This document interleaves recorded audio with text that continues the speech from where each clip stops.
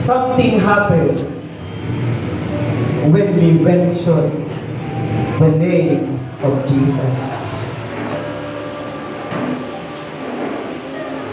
At kung paano nga po, tayo nagpupuri, nagpapasalamat sa araw na ito na muli narito ang buhay ng bawat isa sa atin.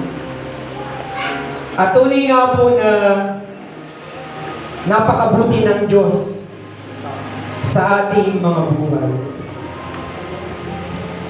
Sapagkat kung paano nga po, kahapon ay nagtatanong ang kinagatan, joint daw ba? Eh, hindi ako makasagot dahil wala namang instruction ang Pastor Hiller. At doon ay nagtry akong mag-chat. Ngunit hindi na sin at naunang message ni Cheese na join nga daw po. And pero dinilig ko yung message ko kay Pastor. Pero bago pa man po yun, pinapanood ko na po yung live ng Sister Auckland. Mula kay Sister Eileen hanggang sa kanyang mensahe. Ang sabi ko sa kanya, wala pang instruction, pumunta kayo sa ginagatan at kayo ay mag-practice. Araw po ng Sabado, ako po ay naglaba. At dahil naglaba, mayroong kapataan. Mga around 9 or 10, sabi ko mag-pray na kami. Ay bigla kang natulog. Ang alam ko mag-ina, inehele si Naya. At doon, nagising ako mga 1 a.m. Gising pa rin silang dalawa. Katatapos lang dumede. At alam niyo po ang nangyari. Talagang sabi ko, gawa ito ng kaaway. Dahil bago pa man yun, may naamoy na akong mabaho. Sabi ko, parang may spirit of death. Kaya nag-bind ako ng mga hapon na yun matapos ko maglaba dahil buwan ko si Naya. Around 1 a.m., gising pa ang mag-ina. Binuhat si Naya na ilapag sa ganito. Biglang sumuka. At sa pagsuka niya, kasama ang ilong. So ang tendency, hindi makahinga. Hindi makahinga ng oras na yun si Naya. Kasi po, in Jesus' name, I command you, spirit of death. At after nun, sumuka ulit. Naghahabol siya ng hininga. Noong mga oras niya yun. Kaya sabi ko, habang inaawit yung Jesus, na yan, hindi ko mapigilan umiyak. Dahil iyan lang yung ginamit ko noong mga oras niya yun. At after po noon, ay masmasan yung bata at umiyak na ng diretso. Kaya sabi ko, Elaine, bago pa man mangyari yan, naamoy ko na. At kaya nga after po noon, umagang 1 a.m., nanalangin po kami mag-asawa. Kaya sa bawat sitwasyon, sa bawat pangyayari, merong itinuturo ang Diyos.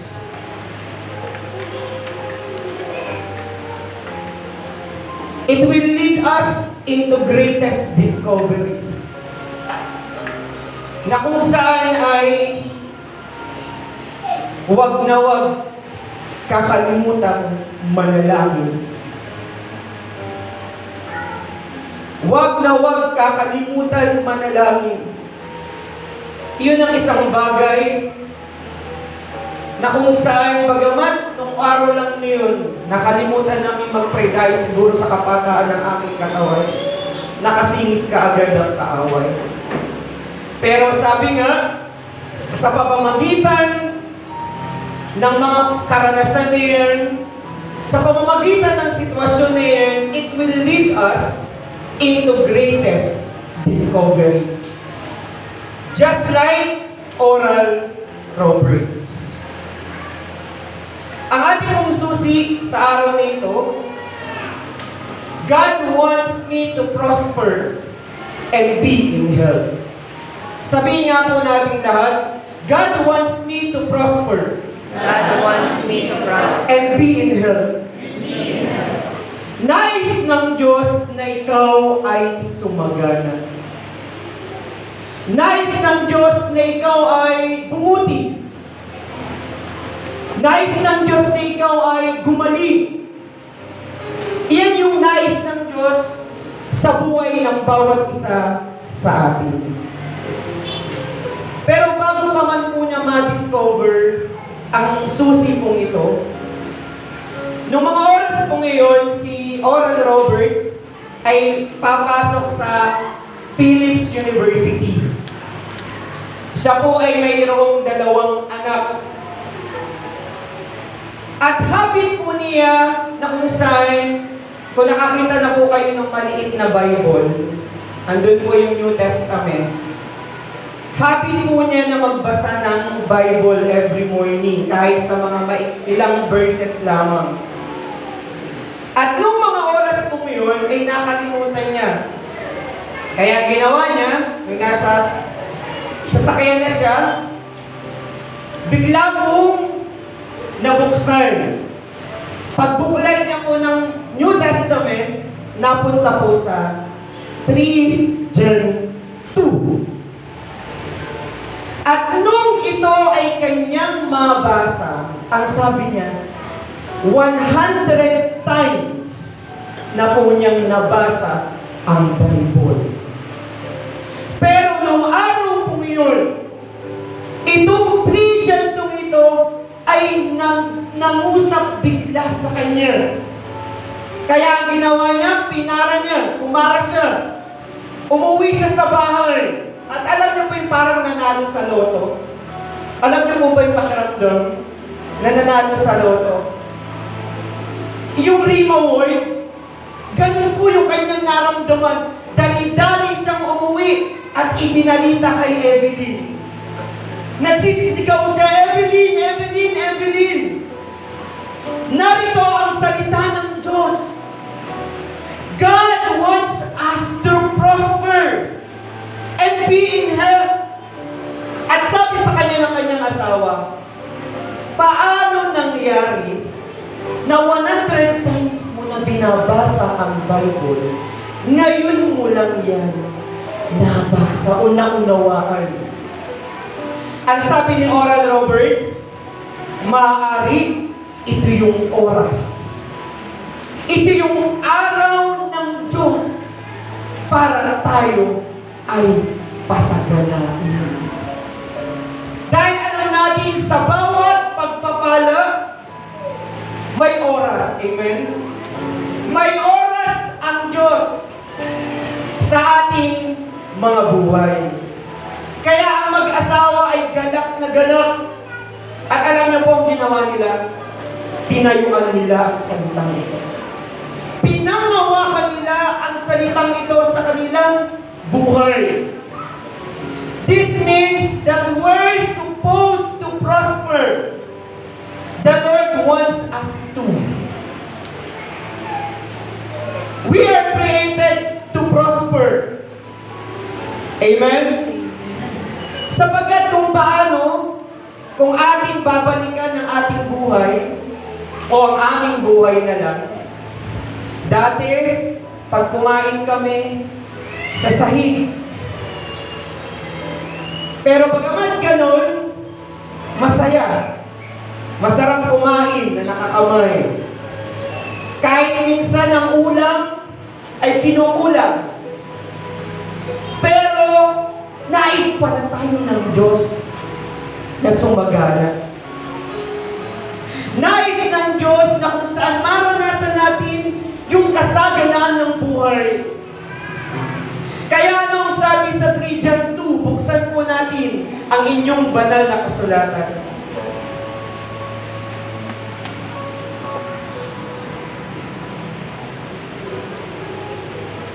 Sabay-sabay po nating basahin. Hayaan nyo na ipaunawa sa atin ng Diyos ang salitang ito. Kung nakita na po, basahin nga po natin lahat. Ready, set, go.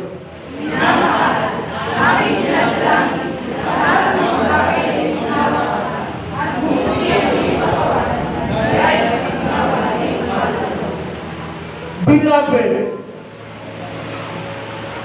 sino yung minamahal na tinutukoy? Ikaw. Ikaw na nagbabasa. Ikaw na minamahal ng Diyos. Ang dalangin sa iyo ng Panginoon na sa lahat ng bagay ay guminhawa ka. Bumuti ang iyong katawan gaya ng pagginhawa ng iyong kaluluwa. Kaya sa ating buhay, mayroong pangangailangan. And nais ng Diyos na ito'y mapunuan. Ang sabi nga, need exist to be met. Kaya kung may pangangailangan, kasi pupunuan iyan ng Diyos. Sasagutin iyan ng Diyos upang lalo mong makita kung gaano kabuti at kadakila ang Diyos sa iyong buhay. Kaya there is something you have to do before pay anything else. Mayroon po kayong dapat na gawin.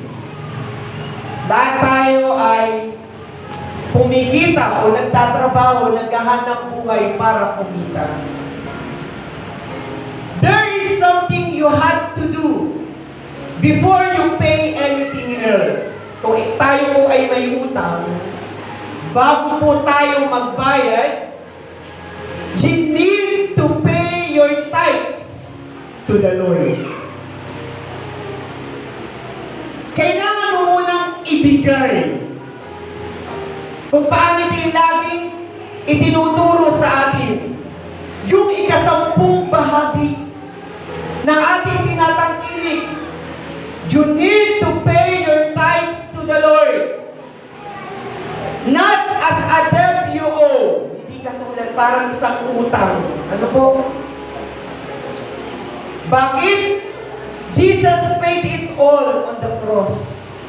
Binayaran na niya lahat. You are giving your tithes dahil alam mo, ito ay isang binhi ng pananampalataya. Give as a seed you plant. Nagbibigay ka kasi alam mo ito ay isang binhi na iyong itinatanim sa kaharian ng Diyos. At anong gagawin mo after mo magbigay? Kapatid, when you give, you can expect something back from God. Ganyan ang tinuturo sa atin. Kailangan mong mag-expect. Kailangan mong mag-expect sa lahat ng binhi na iyong iniyasik sa kaharian ng Diyos. Bakit? God wants you to prosper. Nais ng Diyos na ikaw ay sumagana. You are supposed to prosper. Amen? Karapat-dapat kang sumagana. Sabi mo sa iyong katabi, karapat-dapat kang sumagana. Karapat-dapat kang sumagana. Sa kabila, karapat-dapat kang sumagana. Karapat-dapat kang sumagana.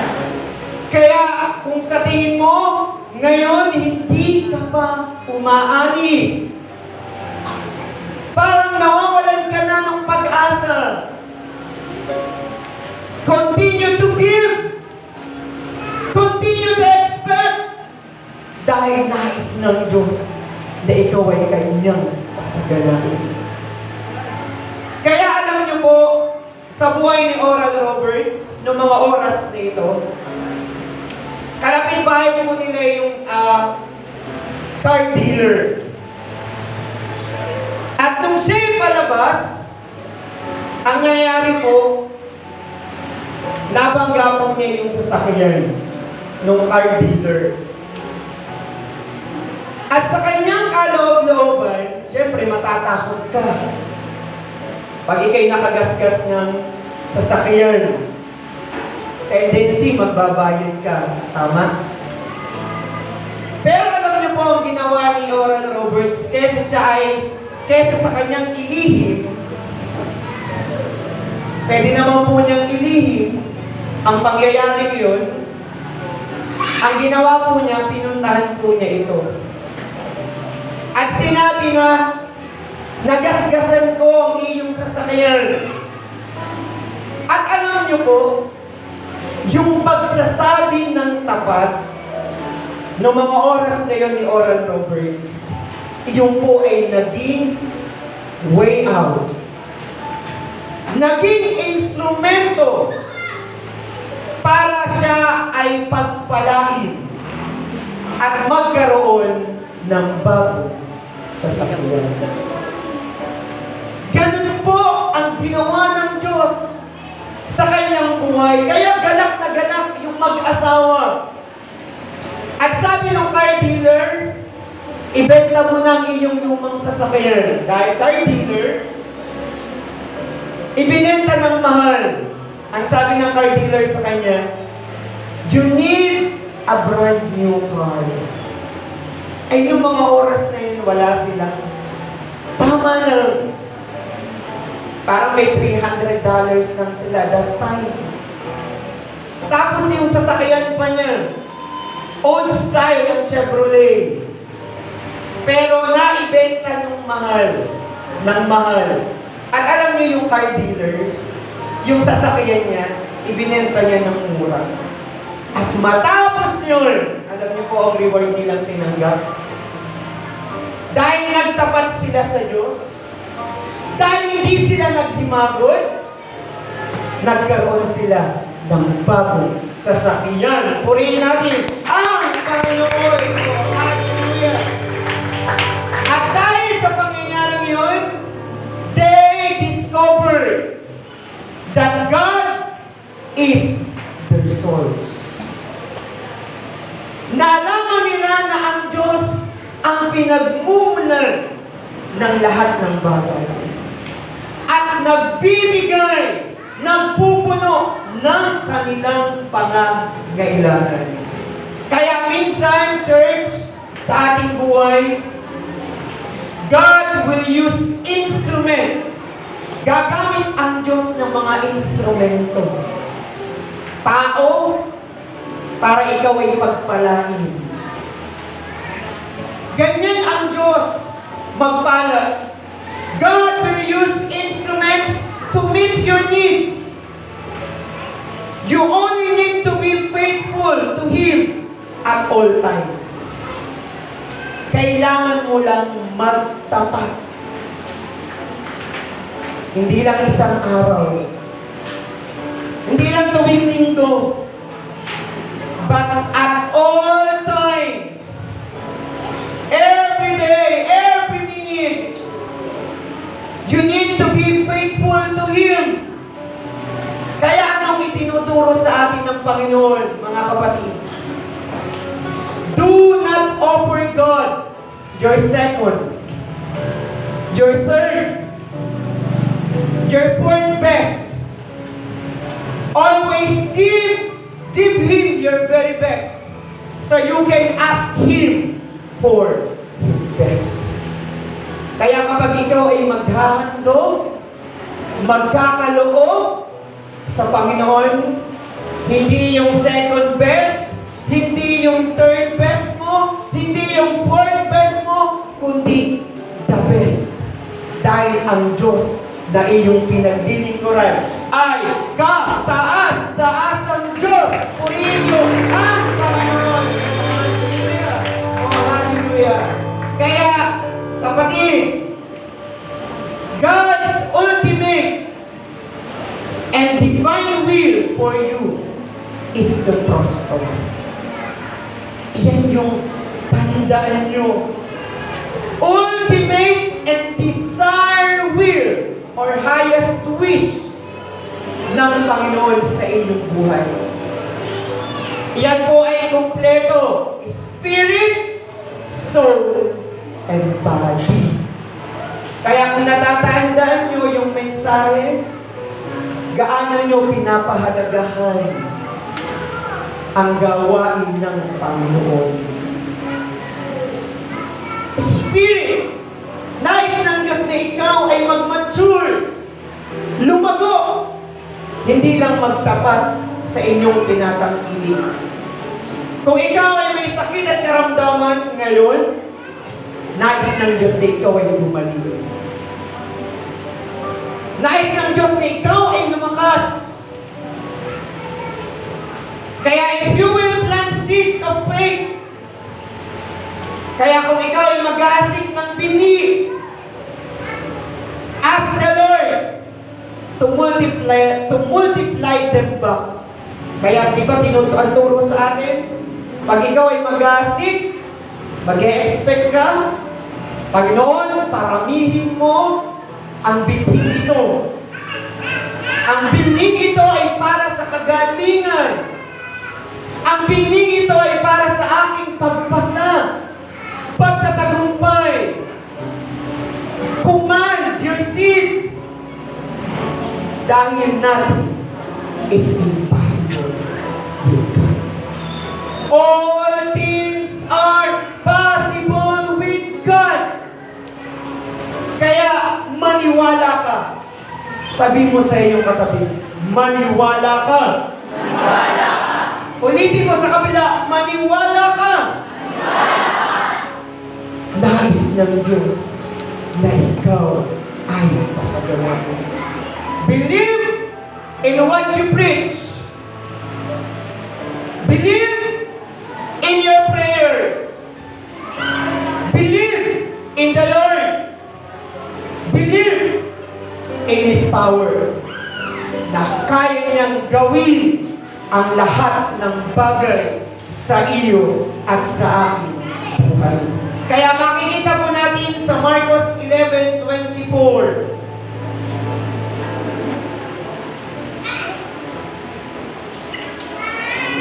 Buksan po natin ang ating banal na kasulatan. Ang sabi po dyan, kaya nga sinasabi ko sa inyo, ang lahat ng mga bagay na inyong idinadalangin at hinihingi ay magsisampalataya kayo na inyong tinanggap na at inyong kakamtin. Kaya napakahalaga ng inyong paniniwala. Mahalaga ang inyong pagsampalataya.